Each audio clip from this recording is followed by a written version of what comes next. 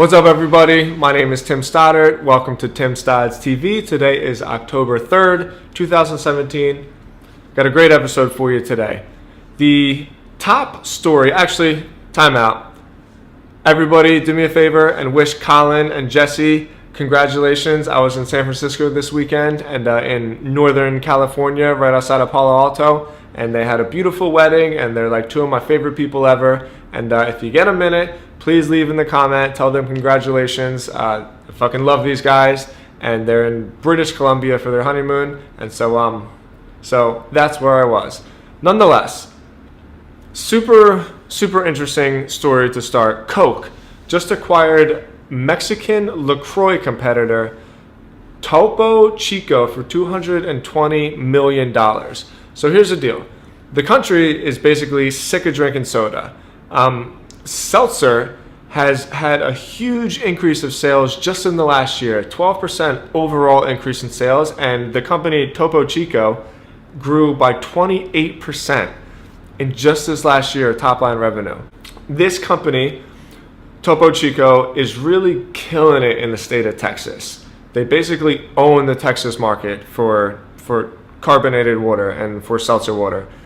62% of grocery stores carry this brand, and in the Lone Star State, 70% of all seltzer sales are made by this one company. So Coke acquired them because they're trying to compete nationally with LaCroix. Very interesting, because less and less people are drinking soda. It's really on like a downward slope. Obviously, soda and sugar has a ton to do with the fucking ridiculous obesity rates in our country and the diabetic rates and kidney failure and all the stuff that we don't really need to get into. But I think Coke is recognizing that, and they're really expanding their brand to what they are calling a total beverage company. So just recently, they've made investments in Zico, which is that coconut water that we see. I think it's in like these little cardboard containers. Honest Tea and Lily Espresso. And in this case, Topo Chico. I think it's a great move. I think that seltzer water is really on the way up, and I think it's going to continue to grow. Second, this one is just cracking me up. I don't know how many of you guys have been following all the drama that's been happening with Uber the last 4 or 5 months. Their former CEO, his name is Travis Kalanick. He's a real dick. I don't know the guy. I don't know anything about him. Like, I've never met him or shook his hand or like hung out with him. But from all the press around him, he's like a real asshole. There's been a ton of sexual assault allegations against him. There's been a ton of allegations of like the work culture that he creates, where only like a few top performers reap any kind of benefits, and basically just has like a boiler room type mentality where if you're not performing, then you don't make any money and you get treated like shit, basically. So about a month ago, the board at Uber kicked this guy off. They removed him as CEO, and they brought in this guy who's really respected. He's got a really tough name to pronounce. So the guy's name is Dara Khosrowshahi. He's Iranian. I mean, look, I obviously didn't pronounce his last name right. I'm really fucking sorry. And he's previously the CEO of Expedia, and he did a great job with Expedia. So the board brought him in. He's the new CEO, but Travis, last night, somehow within the rights of his contract, without telling any of the other board members, appointed 2 new board members.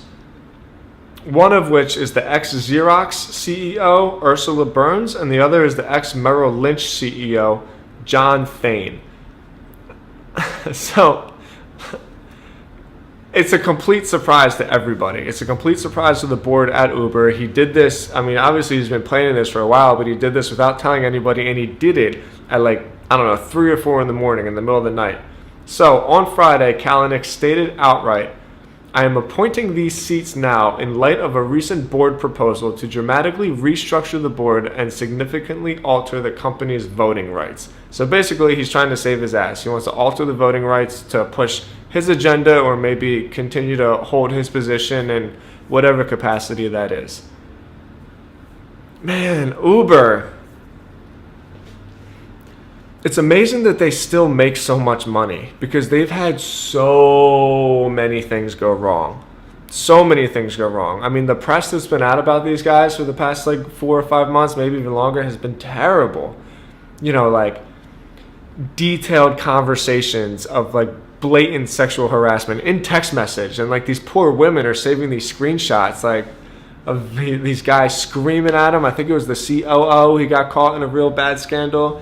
The CEO, this guy Travis, like has done some really horrible things, and he is still like a top dog in Silicon Valley.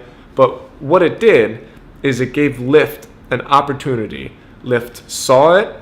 They started tipping their drivers. They started giving out more money. They started seeing the technology and integrating it with actual service. And they're like really gobbling up a good chunk of the market. But nonetheless, Uber is still definitely the top dog. And they just announced their new service, I guess you could call it Uber Eats, where you can now kind of just hire a fucking driver to pick up McDonald's for you, which is pretty disgusting. But look, they're going to make tons of money doing it. All right, guys, that's the show for today. I hope you enjoyed this edition. Please go to timstides.com, check out my website, join my mailing list. Please subscribe to the YouTube channel, and I'll talk to you guys tomorrow. Peace out.